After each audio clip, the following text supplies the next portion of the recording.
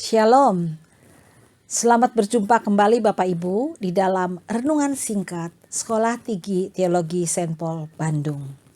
Hari ini kita bersama-sama akan merenungkan bagian firman Tuhan yang terambil dari Mazmur 119 ayat 57 sampai 80 yang membahas tentang bahagianya orang yang hidup menurut Taurat Tuhan. Dan kemudian bagian kedua diambil dari Matius 5 ayat 21 sampai 37 yang membahas tentang Yesus dan hukum Taurat. Hukum Taurat diberikan oleh Tuhan kepada umatnya untuk keteraturan dan kebahagiaan umatnya. Dan hukum itu diberikan karena Tuhan mengasihi umatnya. Hukum-hukum Taurat itu diberikan oleh Tuhan untuk membuat umatnya mengalami hidup yang berbahagia karena ada keteraturan di dalam kehidupannya dan ada ketaatan di dalam kehidupannya. Seperti yang dikatakan di dalam Mazmur 119 ayat 72. Taurat yang kau sampaikan adalah baik bagiku, lebih daripada ribuan keping emas dan perak. Jadi di sini kita lihat bahwa Taurat Tuhan diberikan oleh Tuhan adalah untuk kebaikan umatnya. Ya, jadi karena apa? Orang-orang yang berbahagia itu adalah orang-orang yang memegang peringatan-peringatan Tuhan dan yang melakukannya. Nah, tetapi sejauh manakah manusia atau umat Tuhan mampu melakukan hukum Tuhan atau hukum Taurat di dalam kehidupannya? Ya, karena kalau mau melakukan hukum Taurat berarti semua hukum-hukum itu juga harus dilaksanakan.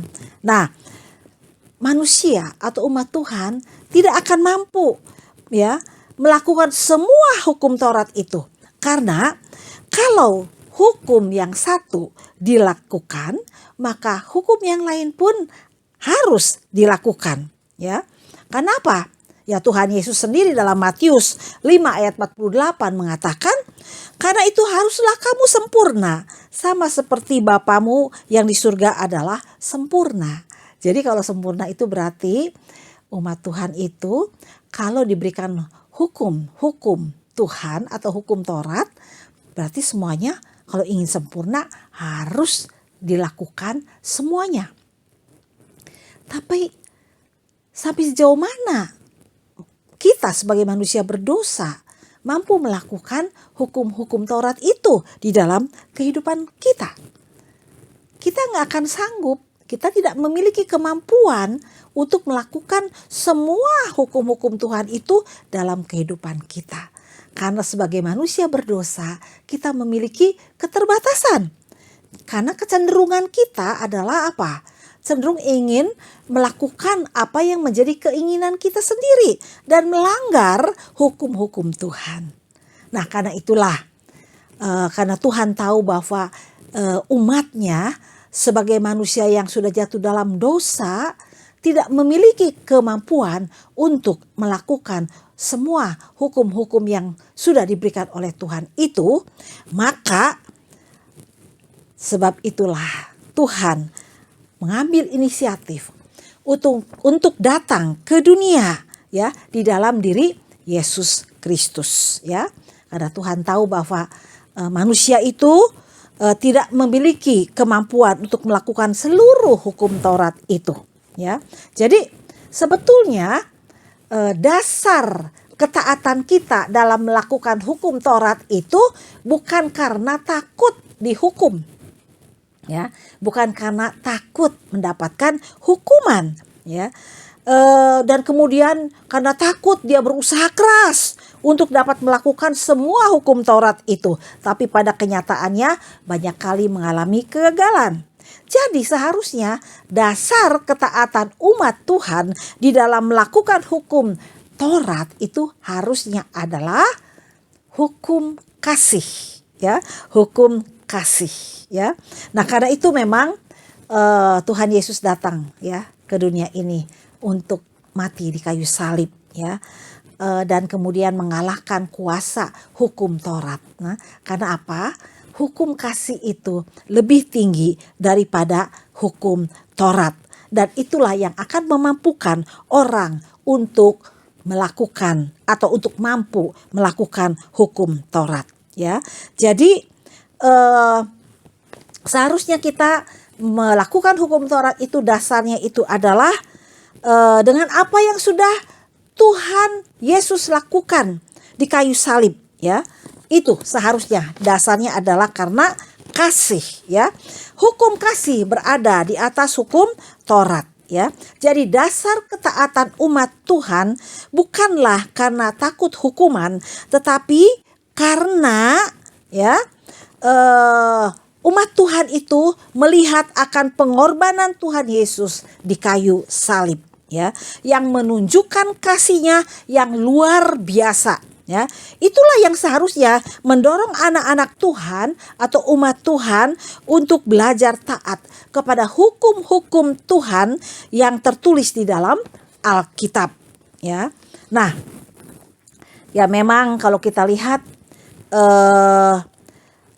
seharusnya begitu, ya. Kalau misalnya tidak, maka hidup kita itu akan dipenuhi oleh ketakutan, ya, kepada hukuman Tuhan, ya. Jadi kenapa hukum kasih bisa mengalahkan hukum Taurat, kuasa hukum Taurat?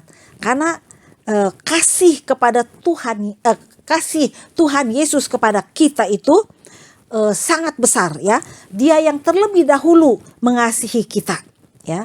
Jadi kalau kita mampu melakukan hukum Taurat di dalam kehidupan kita, maka kita harus belajar untuk bertumbuh di dalam kasih karunia dan pengenalan akan Tuhan, ya. Karena hanya dengan kita itu bertumbuh dalam kasih Tuhan, mengenal siapa Tuhan dalam kehidupan kita, maka kasih kita itu akan bertumbuh. Ya, kita akan boleh memahami dan mengerti arti pengorbanan Tuhan Yesus di kayu salib bagi kita. Dan kemudian itulah yang akan mendorong kita untuk belajar taat, melakukan apa yang Tuhan suruh dalam kehidupan kita. Ya, jadi bagaimana kita mampu, ya, melakukan hukum Taurat? Ya, bertumbuh dalam kasih karunia. Kenallah siapa Tuhan itu dalam kehidupan kita, ya. Sehingga apa?